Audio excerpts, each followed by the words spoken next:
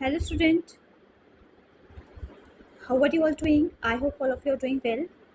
Now we are studying social science book of class 6 and this is our new book and this book name is Exploring Society India and Beyond. In this video we are studying theme B chapter number 6 the beginning of Indian civilization. Let us start. The most ancient civilization of India, known variously as the Harappan, Indus और Indus Saraswati civilisation, जो हमारे देश की जो प्राचीन सभ्यता हैं वो कौन कौन सी है? जो हमारे देश की जो प्राचीन सभ्यता हैं उनके नाम क्या क्या हैं? वो है हरप्पन सिविलाइजेशन, इंडस और Indus Saraswati civilization. Was indeed remarkable in many ways. तो ये जो सभ्यताएं जो हैं ये जो है आपको ये हमारे लिए ये सभ्यता जो है ये बहुत ज़्यादा महत्वपूर्ण रही हैं कई तरीक़ों से. It shows how a well balanced community lives. तो इसमें इस सिविलाइजेशन में हम देखेंगे कि लोग जो हैं जो इस समाज में जो लोग रहते थे वो बहुत ज़्यादा बैलेंस रहते थे. वहाँ पे जो गरीब है और अमीर है तो वो लोग जो थे वो एक दूसरे को हीन भावना से नहीं देखते थे, एक दूसरे को नीचा नहीं दिखाते थे. बहुत बैलेंस्ड तरीके से लोग जो है इस कम्युनिटी में रहा करते थे. In which the differences between the rich and the poor are not clear. जैसे कि मैंने आपको बताया कि यहाँ के जो लोग थे, जो अमीर लोग थे, जो इस सिविलाइजेशन के अंदर जो रहते थे और ये गरीब लोग थे, तो उन लोगों में बिल्कुल भी कोई अंतर नहीं था. वो लोग इक्वल थे बिल्कुल भी. उन लोगों में एक दूसरे के प्रति जो है किसी भी तरीके की कैसी भी जो भावना होती है, मतलब नीच और ऊंच वाली जो भावना होती है वो बिल्कुल नहीं थी. In essence the Harappan societal scenario was not that of exploitation but of mutual accommodation. तो आप देखेंगे वास्तव में जो हरप्पन सोसाइटी के जो लोग थे वो वहाँ पे आपको किसी भी तरीके का एक्सप्लॉयटेशन देखने को नहीं मिलेगा. किसी भी तरीके को उनको वहाँ के जो लोग थे वो इक्वल थे. वो वहाँ पे जो कमज़ोर व्यक्ति जो है उसको अमीर व्यक्ति जो है बिल्कुल भी एक्सप्लॉइट नहीं कर रहा था, बिल्कुल भी दबा नहीं रहा था. ये ऐसा नहीं था कि जो अमीर लोग थे वो अमीर हो रहे थे और जो गरीब है वो बिल्कुल गरीब होता जा रहा था. वहाँ पे बहुत ज़्यादा लोगों के बीच में बहुत ज़्यादा अंडरस्टैंडिंग थी उस टाइम के लोगों के बीच में, बट ऑफ म्यूचुअल एकोमोडेशन. तो वहाँ के जो लोग थे वो आपस में एक दूसरे के साथ मिलजुल कर रहते थे, एक दूसरे को सपोर्ट करते थे. And the statement is said by Baby Lal. और ये स्टेटमेंट जो है बेबी लाल ने लिखी है. द बिग क्वेश्चंस इस चैप्टर के अंदर हम क्या क्या पढ़ने वाले हैं. What is civilization. Civilization means क्या होता है? सभ्यता. सभ्यता का मतलब क्या होता है. Question number 2, what was the earliest civilization of the Indian subcontinent. हमारे जो इंडियन सब कॉन्टिनेंट है इसकी सबसे प्राचीन सभ्यता कौन सी है. Question number 3, what were its major achievements. और इसकी क्या उपलब्धियां रही हैं, इसकी क्या विशेषता रही हैं.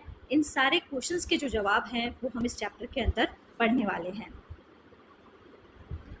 What is civilization? Civilization क्या होता है? At the end of a chapter 4, we saw the first human group settling down, practicing agriculture, developing some technologies such as construction, metallurgy, transport and moving towards civilization. तो आप देखेंगे हमने chapter 4 के last में हमने पढ़ा था कि हेमलेट्स. हेमलेट मीन्स क्या होते हैं? जो छोटे छोटे गांव थे वो धीरे धीरे टाउन में चेंज हुए, फिर धीरे धीरे वो बड़ी शहर बनने लग गए. तो वहाँ पे क्या हुआ? टेक्नोलॉजी का डेवलपमेंट हुआ. तो टेक्नोलॉजी का डेवलपमेंट होने से कुछ कोई वाटर बना, तो बहुत सारे उन्होंने टूल्स का आविष्कार किया और आयरन के टूल्स का यूज़ करना जान गए, ज्वेलरी बनाना सीख गए. तो इस तरीके के चेंजेस जो हैं, जब ये सारी चीज़ें जब होने लग गई तो फिर क्या हुआ? लोग जो है वो सेटल होने लग गए. तो वहाँ से क्या हुआ? एक सभ्यता का विकास होने लग गया. तो ये जो है हमने चैप्टर 4 में पढ़ा था. We saw the first human group settling down. तो हमने देखा जो पहले के जो मानव हुआ करते थे वो हंटर गैदर्स हुआ करते थे, वो शिकार करते थे, ठीक है, और चीज़ों को इकट्ठा करके लाते थे अपने जीवन यापन करने के लिए, खाने के लिए, अपना पेट भरने के लिए. Practising agriculture. अब क्या हुआ? लोग जो है सेटल हो गए तो उन्होंने धीरे धीरे खेती बाड़ी करना शुरू किया. डेवलपिंग सम टेक्नोलॉजीज. को बहुत सारी टेक्नोलॉजीज आई तो उन्होंने उसके बारे में बहुत कुछ सीखा उनसे.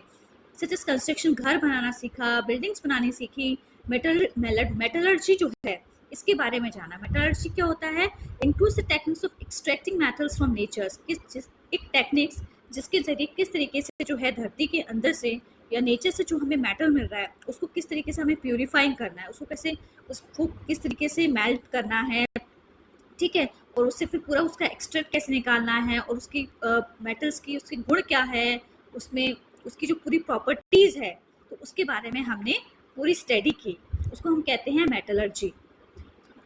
ट्रांसपोर्ट के बारे में जाना, आप देखेंगे ट्रांसपोर्ट जो है सिस्टम्स, जो पहले के जो लोग हुआ करते थे वो ज़्यादातर पैदल चलते थे, बैलगाड़ियाँ हुआ करती थी। अब देखो हमारा जो ट्रांसपोर्ट सिस्टम वो कितना डेवलप हो गया है। एंड मूविंग टुवर्ड्स सिविलाइजेशन, अब क्या हो गया, एक सभ्यता की तरफ जो है वो लोग बढ़ गए। What then is civilization? तो इसमें पूछा है सिविलाइजेशन क्या होता है। सिविलाइजेशन मीन्स किसी सभ्यता जो है, नगरीकरण जिसे हम बोलते हैं उसी को हम सिविलाइजेशन बोलते हैं। In general the term is used for an advance stage of human society. Civilization word जो है, जब क्या होता है, जब ह्यूमन की सोसाइटी में एडवांस स्टेज आने लगती है, मतलब टेक्नोलॉजी का डेवलपमेंट होने लगता है, लोग एग्रीकल्चर जिस तरीके की टेक्निक्स यूज़ किया करते थे अब वो टेक्निक्स यूज़ नहीं कर रहे, अब हाई टेक्नोलॉजी का यूज़ कर रहे हैं। ठीक है, बहुत सारी चीज़ों का लोगों ने आयरन्स के टूल्स का यूज़ करना शुरू कर दिया है। तो आप देखेंगे इस तरीके से जो ह्यूमंस हैं जिस सोसाइटी में वो रह रहे हैं वो आज मॉडर्न हो गए हैं। मॉडर्न टेक्नोलॉजी की वजह से जो है बहुत बड़ा चेंज देखने को मिला है। बहुत, और चेंज देखने से क्या होता है, जब कहीं चेंज आता है तो क्या होता है, वो सोसाइटी क्या होती है, डेवलप होती है, तो विकास होता है। तो विकास होता है तो इस तरीके से जो हमारी सिविलाइजेशन है वो उसका भी क्या होता है, डेवलपमेंट होता है। To be precise, we will consider here that a civilization should have at least the following characteristics. तो अब हम देखने वाले हैं कि जो सिविलाइजेशन है, कहीं भी आप देखेंगे कोई भी सिविलाइजेशन होगी तो आपको ये विशेषताएं जो हैं वो ज़रूर देखने को मिलेगी सिविलाइजेशन के अंदर। Some form of government and administration, तो आप देखेंगे कि आपको वहाँ पे गवर्नमेंट और एडमिनिस्ट्रेशन तो होना ही चाहिए। अगर कहीं सिविलाइजेशन डेवलप हो गई है तो वहाँ पे गवर्नमेंट और एडमिनिस्ट्रेशन का होना बहुत ज़रूरी है to manage a more complex society and its many activities. क्योंकि जो लोग जो हैं, अब बहुत ज़्यादा लोग हो गए हैं तो लोगों के बीच में क्या हो रहे हैं, इश्यूज उठ रहे हैं। ठीक है, तो और बहुत सारी एक्टिविटीज़ कर रहे हैं वहाँ के लोग, तो उसको मैनेज करने के लिए एडमिनिस्ट्रेशन का होना बहुत ज़रूरी है और गवर्नमेंट का भी होना बहुत ज़रूरी है कि उस सोसाइटी को गवर्नमेंट कैसे रूल करेगी, जिससे कि लोगों के बीच में जो है वो डिस्प्यूट्स ना हो, कॉन्फ्लिक्ट ना हो। जब ज़्यादा लोग रहते हैं तो आपस में कोई ना कोई कॉन्फ्लिक्ट्स होते ही रहते हैं। अब अर्बनिज्म क्या होता है, अर्बनिज्म मीन्स जैसे कि टाउन है, आप देखेंगे पहले गांव थे, अब क्या हो गया है सीधे से फिर वो कस्बा बन गया, कस्बे से क्या हुआ, एक शहर डेवलप हुआ। तो अब क्या हुआ, टाउन प्लानिंग मीन्स जो भी वहाँ पे कोई किसी को पानी नहीं मिल रहा है उस जगह पे, ठीक है, या कोई फैसिलिटीज़ नहीं प्रोवाइड हो रही है, इलेक्ट्रिसिटी नहीं मिल रही है, तो वो सारी चीज़ें जो हैं आपको सिटी में ये ग्रोथ जो है वो आपको देखने को मिलेगी। वहाँ के लोगों को सारी फैसिलिटीज़ मिलनी चाहिए।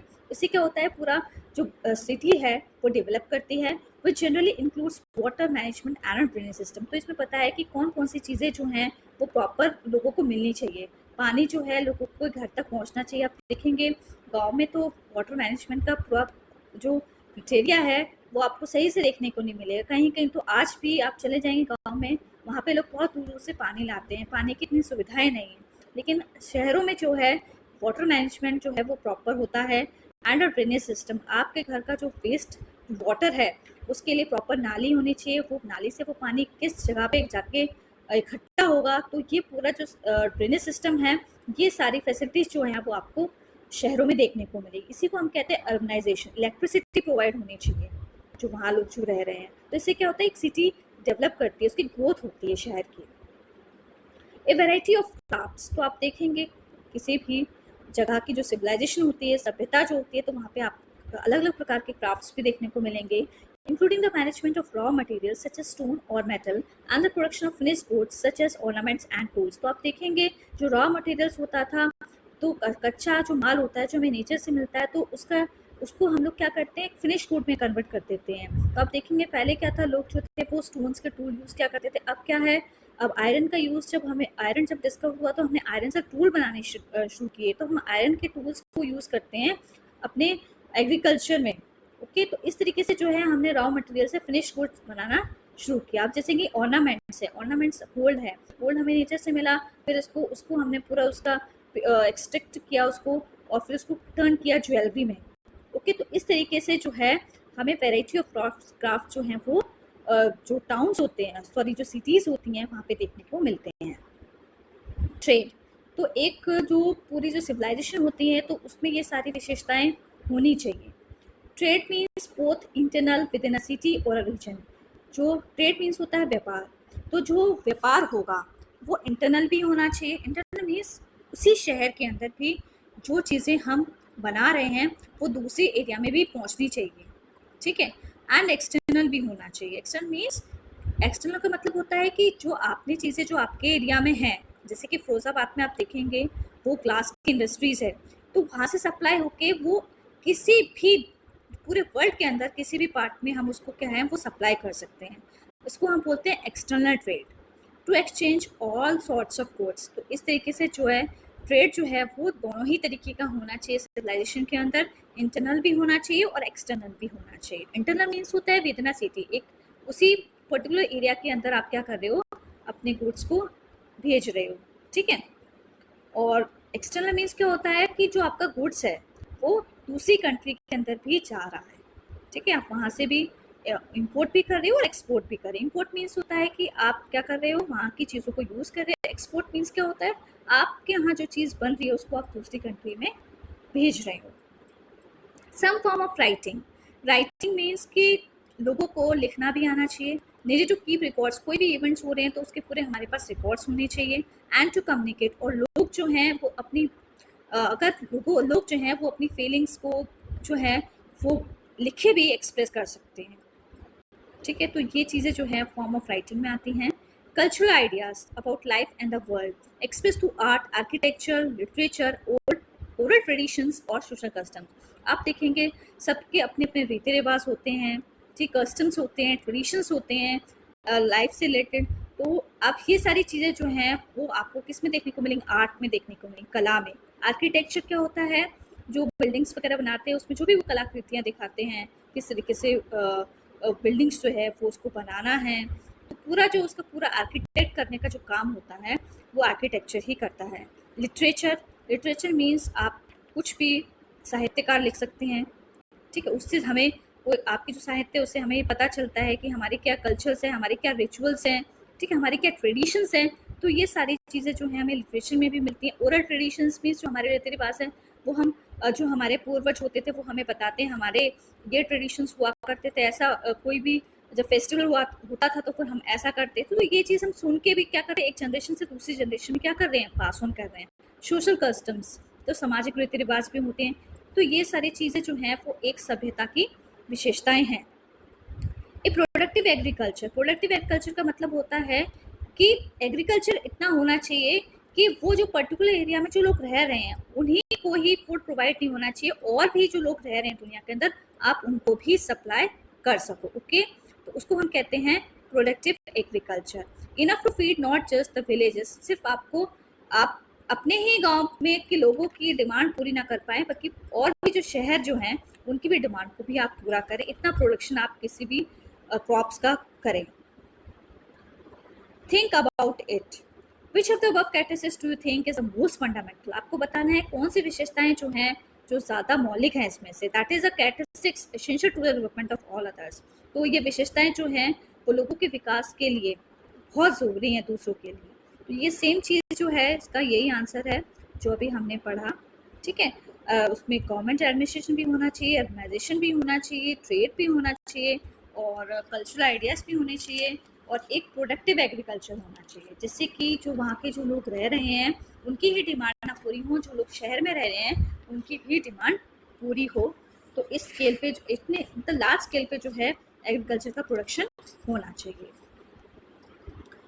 Let's explore. For each characteristics in the list above, can you make a list of professions or occupation that might exist in such a society? इसमें बोला है कि आपको विशेषताएं बतानी है, जो विशेषताएं जो आपने पढ़ी हैं उसी की आपको उसी तरीके से एक लिस्ट तैयार करनी है प्रोफेशन ऑक्यूपेशंस की, व्यवसाय की, जो आपके सोसाइटी में जो लोग रह रहे हैं। तो इसी तरीके से उनकी आपको एक लिस्ट तैयार करनी है कि आपके सोसाइटी में जो लोग रह रहे हैं वो किस तरीके के प्रोफेशंस में इंगेज हैं, किस तरीके के प्रोफेशन है उनका, और ऑक्यूपेशन क्या है उनका, क्या व्यवसाय है। तो जो आपके समाज में लोग रह रहे हैं इस तरीके से आपको एक लिस्ट बनानी है। हो सकता है कोई फिशरमैन हो, कोई फार्मर हो, कोई टीचर हो, कोई क्या कहते हैं रिक्शा ड्राइवर हो, ठीक है, कोई ड्राइवर हो। तो बहुत सारे ऑक्यूपेशन जो हैं, लाइब्रेरियन हो, तो बहुत सारे ऑक्यूपेशन, पुलिसमैन हो और सोल्जर हो, ठीक है। तो बहुत सारे ऑक्यूपेशंस जो हैं जो लोग आपके सोसाइटी में रह रहे हैं तो आपको देखने को मिलेंगे। तो इस तरीके से ये लिस्ट जो है ये आप अपने आप बनाएंगे। It is easy enough to see that all these statistics are present in most society in the world today. तो आप देखेंगे ये सारी विशेषताएं जो हैं ये हर समाज में आज आपको पूरी दुनिया के अंदर देखने को मिलेंगी। But when did civilization begin, लेकिन इस सभ्यता की शुरुआत कब हुई, in the sense we have now defined, तो इसके बारे में हम आपको बताएंगे। Civilization begin at different times in different part of the world. आप देखेंगे सिविलाइजेशन जो है वो अलग अलग समय पे दुनिया के अलग अलग पार्ट्स में जो है अलग अलग सिविलाइजेशन का विकास हुआ है, और अलग अलग टाइम पे आपको अलग अलग सिविलाइजेशन जो है वो देखने को मिलेंगी पूरा जो हमारा पूरा वर्ल्ड है उसके अंदर आपको। In the region known as Mesopotamia, जो मेसोपोटामिया वाला जो रीजन है मॉडर्न इराक एंड सीरिया, जिसको आज हम इराक और सीरिया वाला जो रीजन बोलते हैं, that happened about 6000 years ago. तो वहाँ पे सिविलाइजेशन हमें 6000 ईयर्स अगो देखने को मिली है। And the civilization in ancient Egypt followed a few centuries later. लेकिन आप देखेंगे जो आप देखें इजिप्ट में, वहाँ पे जो सिविलाइजेशन जो है वो कुछ सदियों बाद देखने को मिली है। You will learn about these and few more civilization in a later grade. और ऐसे ही और भी सिविलाइजेशन के बारे में आप जो हैं आगे जो आपकी क्लासेस आएंगी उसमें आप पढ़ेंगे। इन many veg humanity would not have reached its present stage without the enormous contribution of and advances of those ancient civilization। तो आज हम देखेंगे, आज जो जिस सिविलाइजेशन में जो हम पहुँचे हैं, वो जो हमारी ये जो सिविलाइजेशन का जो डेवलपमेंट हुआ है आज इसी वजह से जो है, आज जो सिविलाइजेशन जो हमें आज जो टाउन जो डेवलप हो रहे हैं, आज जो सिटीज़ ग्रो हुई हैं, स्टेट्स बने हैं, वो इसी प्राचीन सभ्यता से ही जो है आज जो है वो सभ्यता का विकास हुआ है। अगर ये नहीं हुआ होता तो आज हम लोग भी ये सभ्यताएं जो हैं वो नहीं देख रहे होते। For now however we will only look at the Indian subcontinent. लेकिन जब हम सिर्फ इंडियन सब कॉन्टिनेंट को देखते हैं and its north west region is where our story begins. तो अगर हम इंडियन सब कॉन्टिनेंट का नॉर्थ वेस्ट रीजन वाला जब हम एरिया देखते हैं तो उसकी स्टोरी जो है वो कैसे, मतलब वहाँ की शुरुआत कैसे होती है उनकी लाइफ, तो उसके बारे में हम देखेंगे। तो आप देखोगे कि सबसे पहले जो है 4000 BC, it means 4000 before common era में सबसे पहले बिगनिंग हुई थी मेसोपोटामियन सिविलाइजेशन। ओके, उसके बाद कौन सी सिविलाइजेशन आई थी? Beginning of Egyptian civilization. वो किस टाइम पीरियड में आई थी? 3000 BC, it means 3000 before common era में आपको इजिप्शियन सिविलाइजेशन देखने को मिलेगी। और 2000 BC के अराउंड आप देखेंगे इंडस वैली सिविलाइजेशन आपको देखने को मिलेगी। ठीक है, सबसे पहले कौन सी सिविलाइजेशन आई थी? सबसे पहले आपको मेसोपोटामियन सिविलाइजेशन देखने को मिलेगी 4000 BC में। उसके बाद आप देखेंगे इजिप्शियन सिविलाइजेशन का विकास हुआ 3000 BC में। देन आपको 2000 BC में इंडस सरस्वती सिविलाइजेशन देखने को मिलेगी। Figure 6.2 timeline showing the period of Indus Saraswati civilization from about 2600 to 1900 BC। तो ये हमने क्या किया, ये पीरियड देखा इंडस सरस्वती सिविलाइजेशन का 2600 से लेके 1900 BC तक। ओके,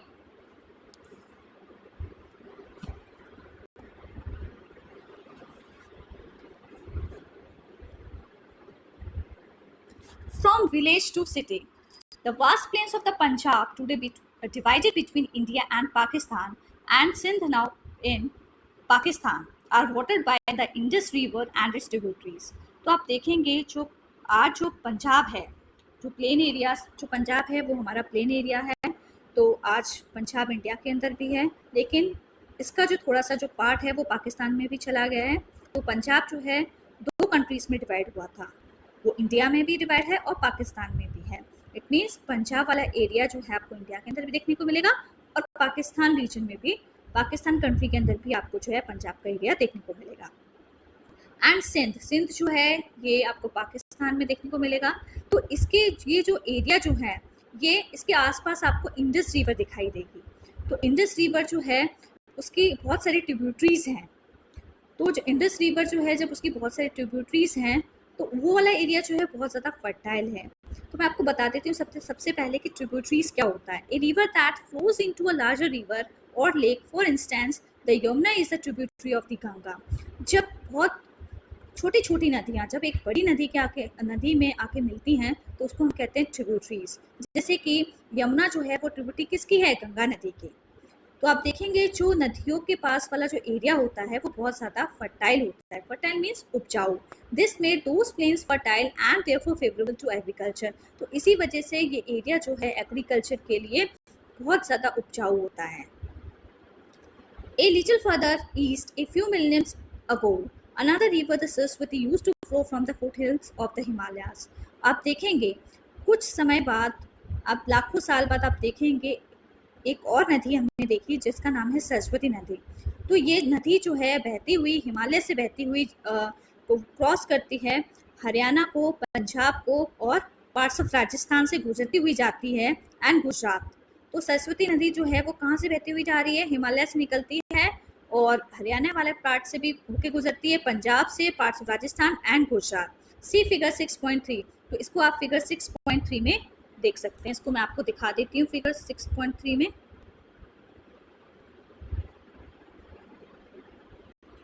चलो अभी मैं आपको दिखाऊंगी। तो पहले हम देख लें। In this whole region from about 300-500 BC villages grew into towns. तो आप देखेंगे ये जो पूरा जो रीजन है 3500 BC वाला, it means 3500 before common era वाला, विलेजेस ग्रू इनटू टाउन्स। तो क्या होने लग गया इस वाले टाइम पीरियड में?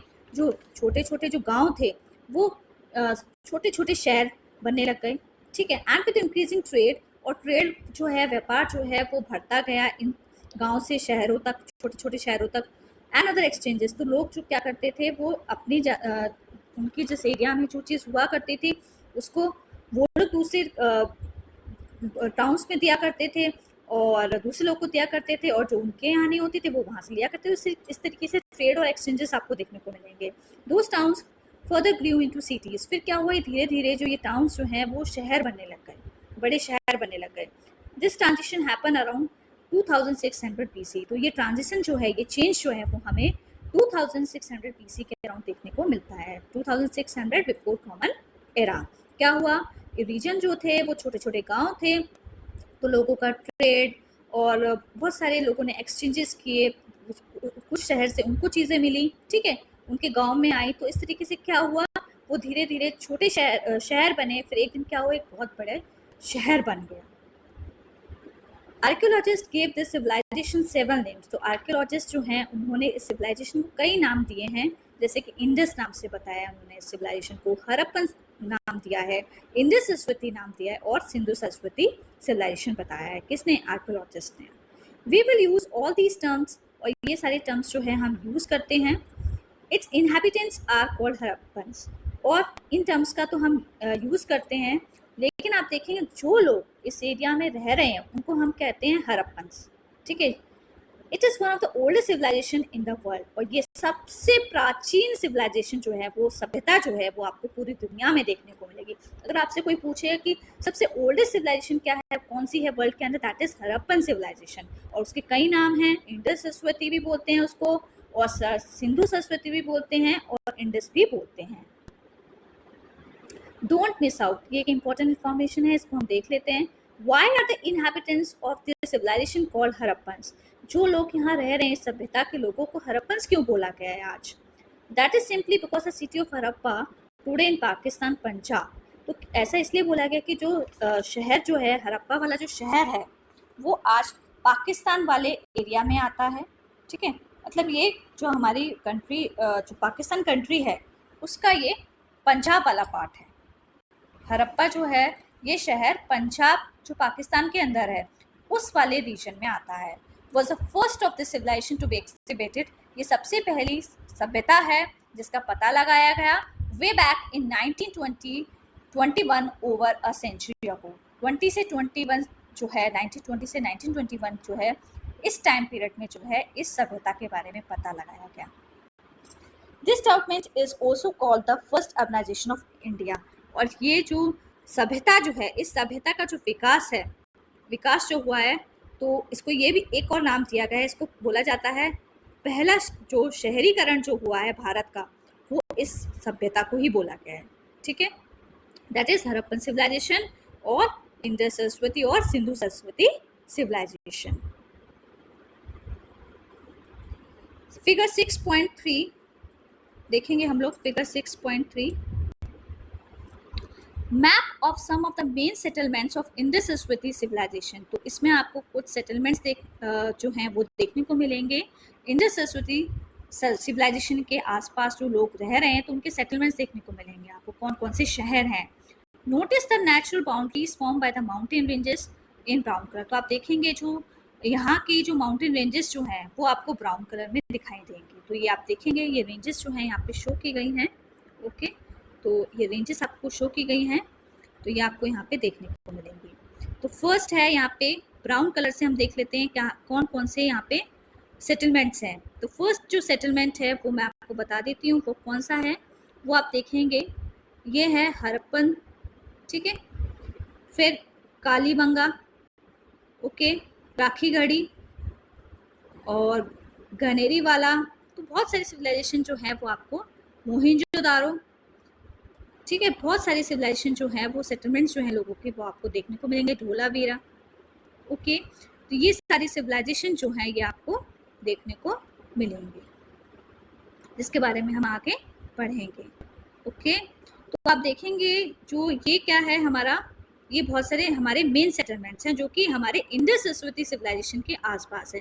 तो हमारी जो रिवर जो इंडस है वो कहाँ है, हमारी जो रिवर इंडस है वो ये है, ये जो है ये हमारी रिवर इंडस है।